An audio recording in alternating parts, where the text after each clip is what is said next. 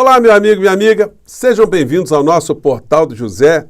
Hoje com assuntos e cenas muito interessantes que irei repercutir com vocês no nosso encontro de hoje, nesse momento que é sempre muito peculiar na realidade brasileira. Isso porque, de 4 em 4 anos, nós temos eleições para prefeitos e vereadores.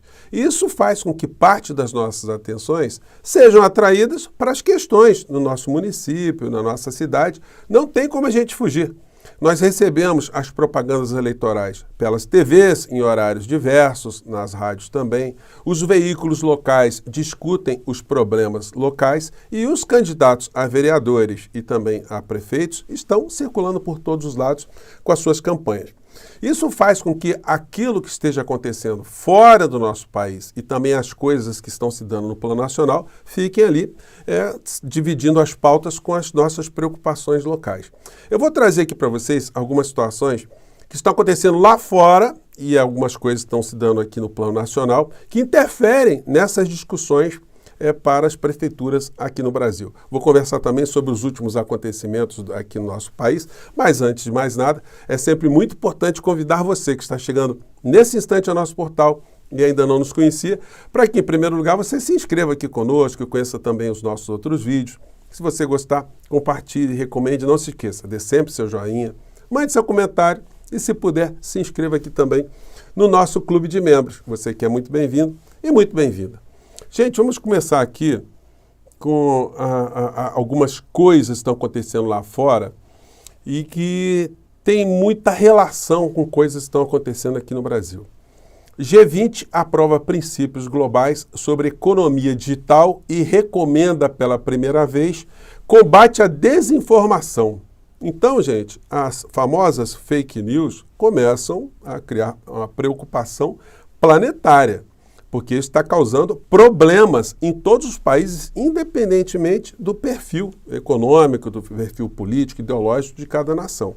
Porque mentira sempre dá problema, né? E aí nós temos a seguinte questão aqui.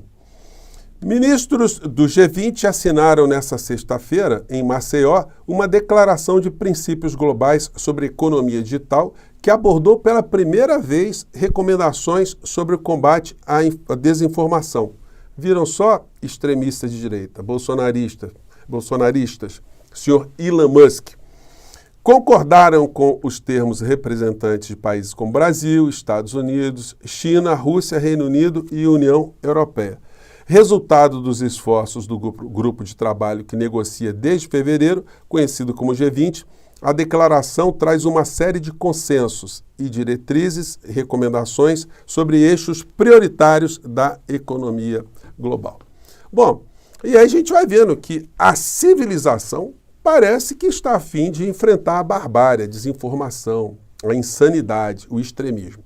E como exemplo dessa situação, eu vou compartilhar aqui com vocês um trecho de uma matéria do Jornal Nacional de ontem, que fala como uma pessoa que tem uma importância política numa nação, representante do Partido Republicano, ex-presidente Donald Trump, como ele usa do expediente da mentira, a propagação do ódio, e isso, de fato, cria problemas concretos às pessoas. Vamos ver o que aconteceu aqui. Mentira publicada na internet e repetida pelo ex-presidente americano Donald Trump obrigou as autoridades a reforçarem a segurança numa cidade do estado de Ohio.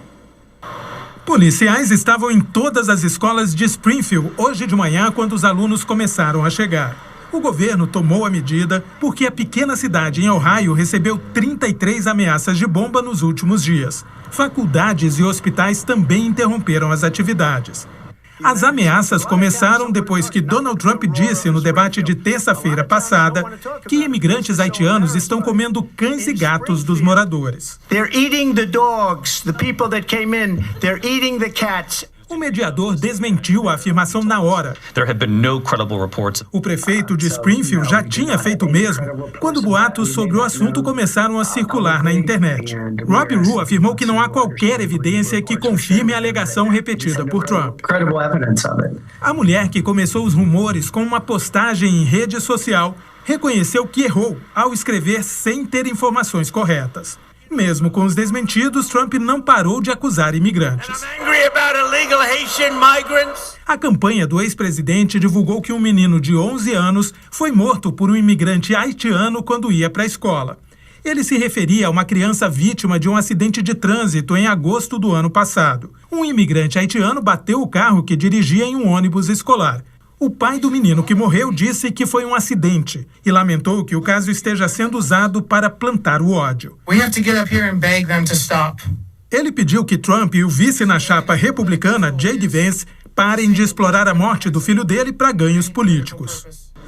Então, gente, a cidade de Springfield tem 15 mil haitianos que são refugiados e vivem legalmente nos Estados Unidos e que agora estão sofrendo hostilidades, né?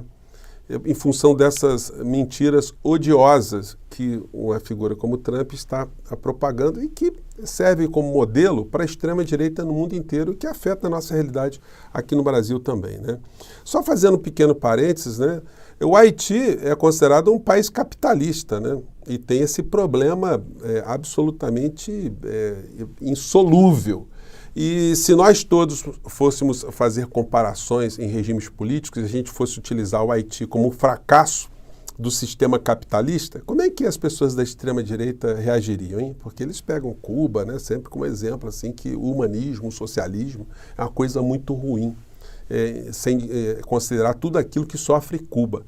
A gente tem que comparar sempre Cuba com Haiti, para ver só como nações que tiveram destinos e decisões diferentes tratam seus povos e tratam como é que as pessoas vivem, né? Enfim, apenas um parênteses aqui para a sua reflexão. E aí, voltando aqui para as nossas questões locais, pesquisa Quest mostra empate técnico entre Nunes, Boulos e Marçal. Isso mostra, gente, que existe uma parcela das sociedades aqui no nosso país que não estão nem prestando atenção nos problemas locais. As pessoas continuam a votar, ou uma parcela dessas pessoas, pelo ressentimento, pela rejeição, pelo ódio. Isso é um produto de uma grande despolitização em sociedades como as nossas aqui, que nós temos no nosso país. Isso faz com que, por mais que seja despreparado uma criatura, mas se ele for um pilantra, se ele estiver fazendo um discurso pilantra, ele vai conseguir abocanhar uma parcela do eleitorado aqui no nosso país. Eu vou voltar aqui às questões eleitorais em pelo menos 2 cidades, mas eu quero fazer outra pausa, outro parênteses dentro da nossa história aqui. Porque ontem o presidente Lula, ele recebeu os atletas paralímpicos para homenageá-los, né, e para chamar a atenção também dessa política pública que nós temos que ter num país como o nosso, da inclusão, né? Então, eu quero trazer aqui para vocês a Mariana D'Andrea, que foi medalhista de ouro lá em Paris, né? Eu vou pegar só esse trechinho aqui, porque muitas pessoas não sabem quem é ela. Vamos lá. E agora para ela. Pode chorar, Mari. Derrame suas lágrimas. Todo o merecimento para essa garota que brilhou intensamente em Paris. Mais uma medalha de ouro para Mariana D'Andrea.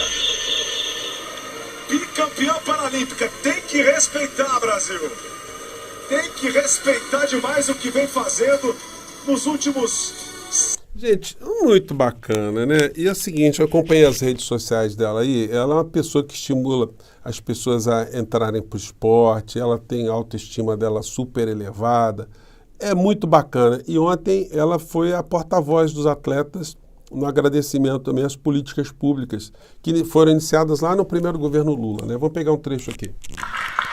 Boa tarde a todos. Hoje eu estou aqui para agradecer ao presidente, ao Misael Conrado, pelo nosso Comitê Paralímpico Brasileiro, pelo Ministério do Esporte, que sem ele eu acho que seria difícil chegar nessa medalha. A cara do Lula. O Lula tá ali assim, admiradão, né?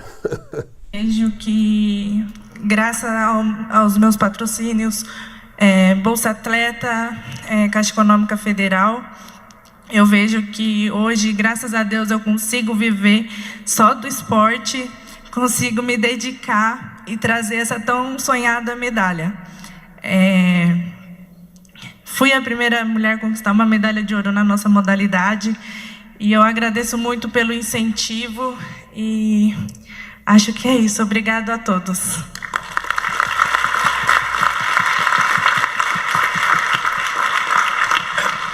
que o microfone ficou pesado para você. O Lula ainda fez uma brincadeira com ela, né? Parece que o microfone está pesado para você, porque é alterofilista, né? Enfim, então foi uma cerimônia muito bacana, que dá muitos ensinamentos, cria vários despertares para todos nós. Enfim, foi uma coisa muito legal, quis compartilhar com vocês esse fato de ontem, né? E aqui entrando para algumas campanhas eleitorais que mostram uma parcela do ressentimento, a gente vê uma figura como essa, o Gilson, um sanfoneiro macabro, aquele que tocava sanfona no governo Bolsonaro, era a tarefa principal dele, que foi ministro do turismo, né, o secretário de turismo. Ele está fazendo a campanha lá, ele joga o nome do Bolsonaro e ele consegue capitanear uma parcela desse eleitorado mais ressentido. Mas ele está tomando pancada uma atrás da outra porque os horários dele estão se prestando mais a dar direito de resposta, porque ele mente também, e aí, em relação à campanha de João Campos, e aí João Campos está ganhando um horário atrás do outro nas costas do Gilson Machado.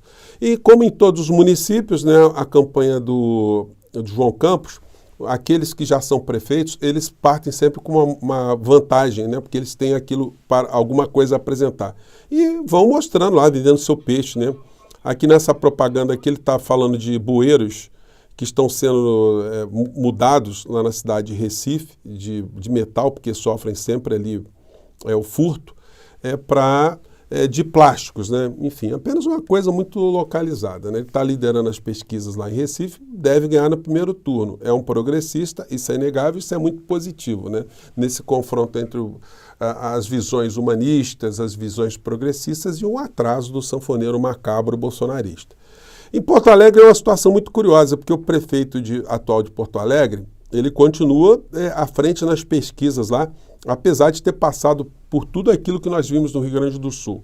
Ele tem uma tática que é muito inteligente, né? Ele não se exclui do problema e, ao mesmo tempo, ele também não quer colocar a culpa no governo federal nem no governo estadual. Ele diz que já vem de longe, o discurso dele tem um ar de racionalidade. Então, isso faz com que ele tenha alguma simpatia dos porto-alegrenses. Pelo PT disputa a eleição a Maria do Rosário, que está em segundo lugar nas pesquisas, e depois a Juliana Brizola, neta de Leonel de Moura Brizola, que está ali disputando para ver quem vai para o segundo turno lá em Porto Alegre. Então, em Porto Alegre, nós temos a chance aí de ter uma progressista virando prefeita também da cidade de Porto Alegre. Vamos acompanhar os desdobramentos. Gente, e agora eu quero convidar vocês para algumas coisas. Em primeiro lugar, convidar você a votar no nosso portal para o concurso do IBESC, que, como eu tenho dito aqui para vocês, não tem nenhuma questão pecuniária, mas representa muito prestígio para o nosso portal. Ganhar um prêmio desse aí representa que todos nós aqui temos uma voz que está sendo observada e que é um canal muito ativo, com muito engajamento de vocês. Então, eu peço mais uma vez para vocês votarem aqui no nosso portal. Já ultrapassamos muita gente da extrema-direita, da direita, estamos ali entre os primeiros.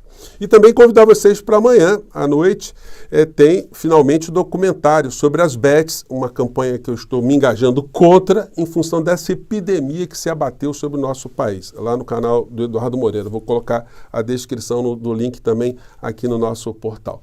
Bom, eu vou ficando por aqui e volto para conversar com vocês sobre outras campanhas políticas e sobre esse combate da civilização contra o negacionismo, o extremismo e a barbárie. Fico por aqui, um grande abraço, tchau!